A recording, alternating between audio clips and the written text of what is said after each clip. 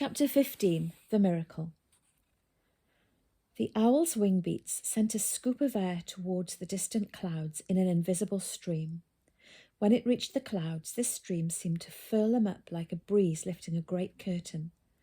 The clouds' edges tore and twisted, rising, splitting, dissolving, as if all the snow they contained had melted at once, leaving only a wide clear in the sky. In this clear air was a pure twinkling sky, so full of stars they seemed like nets of light. Further and further the wide clear spread, until the whole horizon was serene and perfect. Like the first night on earth, Aubrey whispered. It was as though they stood in a gigantic cathedral with the whole galaxy for a roof, where the planets were gold and crimson pearls. All around them, starlight shimmered on the snow like notes of music they could not quite hear. "How far can you see?" Scandiacus very softly asked. "There's Woodside Terrace, and there's the village," Aubrey said, "and there's the town and the railway line and the city. I can see the whole city. It looks tiny like crushed jewels, all those lights, and beyond. Look at that huge mountain. What's that?" "It can't be Snowdon," Jim said, not quite believing it. "But it can only be Snowdon." And there it was, the mountain's towering crest shining like an iceberg, and all around it were the mountains of Wales, rising like dolphins into the glittering night. "And that's the coast, isn't it, Dad? It must be. You can see the line of lights along the shore, and those flashes, red and green. They're buoys," Jim exclaimed, "navigation lights for the ships coming in from the west." "I can see ships," Aubrey cried, "on both sides. Look over there. Those are the lights of the east coast, aren't they? Isn't that the lighthouse?" "Yes, and beyond it, that's a lighthouse on the other side, the Dutch coast, the other side of the North Sea," Jim said. And his voice was shaky now, because not only could they both see quite clearly the coasts of France and Holland to the east, they could also see the lights of Ireland to the west, and there were the mountains of Mourne.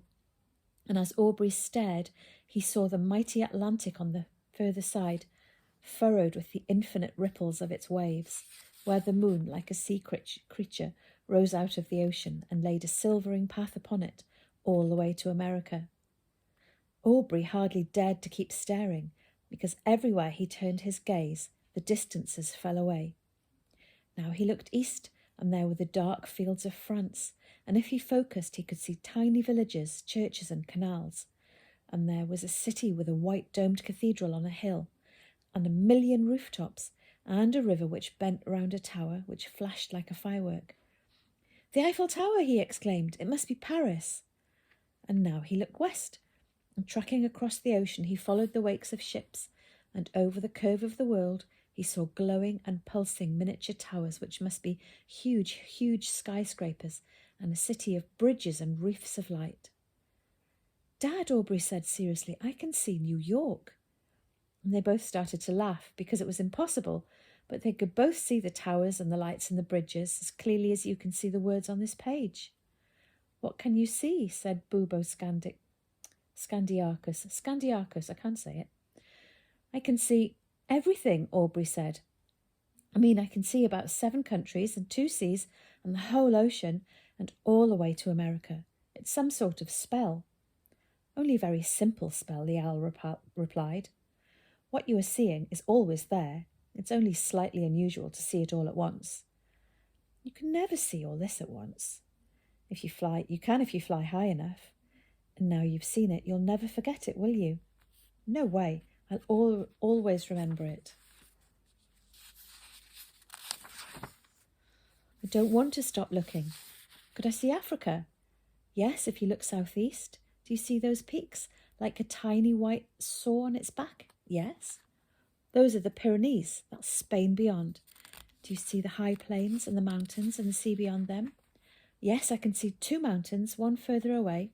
That's Jebel Musa. That's in Africa." "Dad, I can see Africa." "So can I," Jim said, "and no one will ever believe us."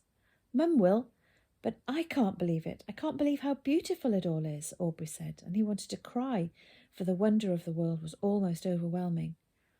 "And to think it's always there, but we can't see it." "But you do see it," said the owl. You see it in miniature every time you go outside and look at what the world is. This is what exists. This is existence. This is, you are, I am, we are, existence. And this is the world as it is. As you never see it, Aubrey said. Hoot! If you fly as high as a space rocket, you can see all this. If you fly as high as a satellite, you can see whole countries in a glance. If you only fly as high as an aeroplane, you will see that it is always a sunny day above the clouds, or a clear night. What does this have to do with a Yoot? Aubrey asked, forgetting the new spelling, because he was concentrating on seeing how far into Africa he could see, which turned out to be very far. His gaze was travelling across the Sahara Desert now, and he could see a dark jungle on the far side, where he thought there must be elephants. With the universal terror of existence, I mean, how does it help us with that? Bubo Scandiacus, the snowy owl, smiled an owl smile that Aubrey felt but did not see, because now his gaze was crossing the great plains of Africa, where he could make out giraffes sleeping among the trees. What are the two sides of the Yoot? She asked. Huge monster and tiny beetle, Aubrey said without thinking. And what are the two sides of existence? Oh, it's huge, beautiful, infinite wonder, Aubrey said dreamily. He was looking diagonally across the whole of Africa to the Indian Ocean, where he could see the spouts of whales and their great flipping tails. Yes, and the other side? Terror and fear, said Jim in a low voice. True, said the owl. So how do you live with both of them then? Easy, Aubrey exclaimed. If I never meet the monster, I'll remember the beetle, and I will talk to the beetle in the monster. Yes, Jim cried, in his excited teacher way.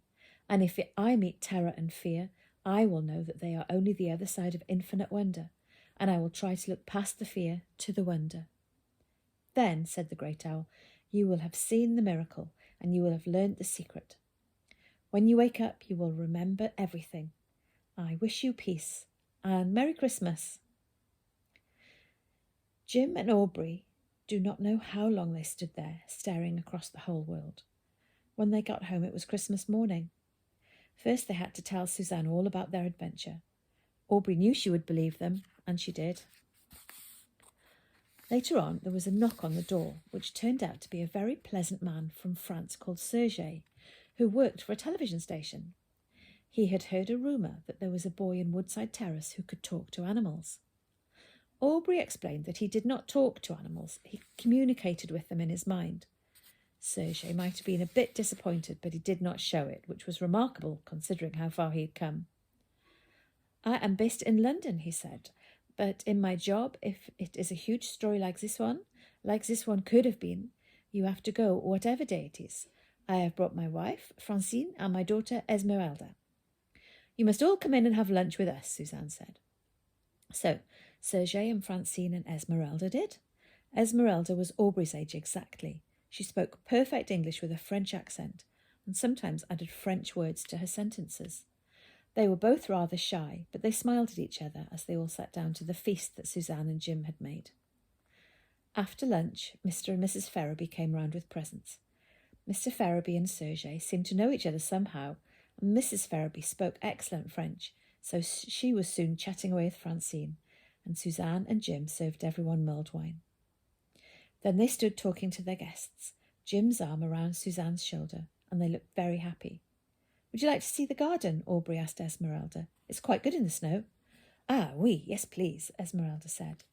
They slipped out through the back door and walked through the garden, noting the bright red cherries of the hawthorn and the pink Christmas roses and the mistletoe in the plum tree. They paused at the pond, which was frozen icy green. Is it true you can talk to animals, Aubrey? Esmeralda asked. She pronounced his name Aubrey. He liked the way she said it. In a way, Aubrey said. It's hard to explain. I hear their voices in my mind and I answer with my thoughts. He thought Esmeralda would think that was silly, but instead she nodded. What do they say? She asked. It depends, Aubrey said, feeling foolish, on the animal and the subject. Esmeralda laughed and pointed at something on top of the post at the edge of the wood. So, what does that insect say? Aubrey looked closer. On top of the fence post was a large green-black beetle, shining iridescent. It's the Yoot, and he's come as a beetle, not a monster at all. How amazing! Hello, Yoot, he said. Look at you, how wonderful. Esmeralda watched closely. The beetle waved his antennae at Aubrey, exactly as if he was replying. What is he saying, Aubrey? He says he is glad that he knows now what his name means, and that there are two sides to him. He can come here now as himself, not as the monster. It's complicated. He says he would like to be friends, Aubrey explained, if we don't mind, and he thinks you're very pretty and very clever. Aubrey blushed as he said it, and Esmeralda laughed. He is a most polite beetle, she said. Of course we can be friends. What's he saying now? Christmas cake, Aubrey said.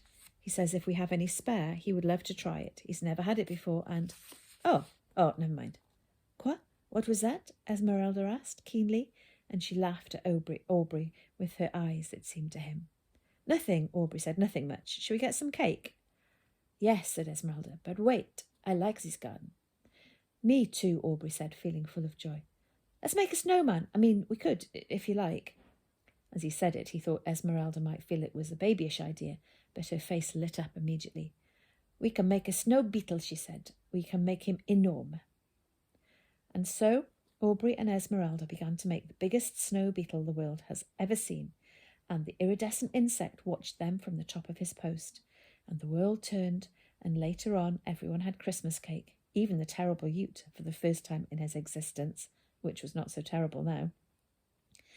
Esmeralda and Aubrey got on very well. Esmeralda turned out to be just as rambunctious as Aubrey. She had a laugh like a wild goblin. Indeed, as she whispered to him, there was only one thing in the whole world that made her scared. Araignée, which is a French word, and she told Aubrey what it means. Aubrey said he would try to help her with the araignée, although he was a bit scared of them too. But that is another adventure for another time.